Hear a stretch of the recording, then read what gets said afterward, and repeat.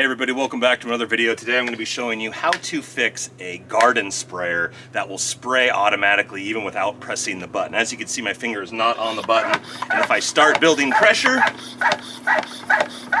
it will start spraying automatically. This is a common problem with these garden sprayers. It's a pretty simple fix, so let's jump right into the tutorial. All right, the first thing you want to do is remove this top switch. It's just a piece of plastic. You can just peel it off the actual unit. As you can see, it just kind of pops right off, revealing the actual white button. This is the part that we're gonna get fixed. Usually doesn't pop back up, or it's really sticky, and so it's just held in the down position. Next, on this turn dial, you just want to turn this until you pull the entire thing out. There's usually a spring in there, if you can see that. Pull out the spring. All right, next we're gonna pull out the entire button assembly. I just grabbed myself a little Phillips screwdriver, but you can use anything to just kind of push that thing out. Whoop. As you can see, it comes right out.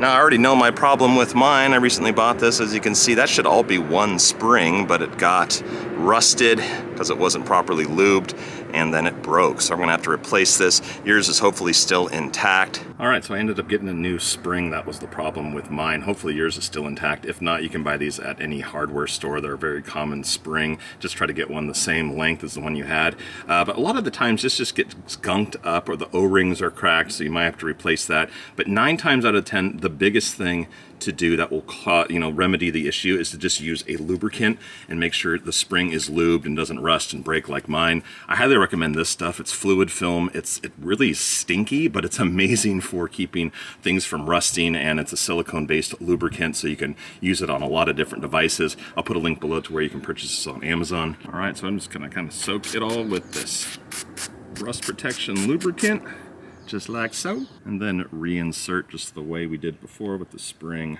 on the outside till that little button pokes through. I'm just going to shoot a little bit more on the top here for good measure, maybe a little bit on the inside there. Replace with the cap,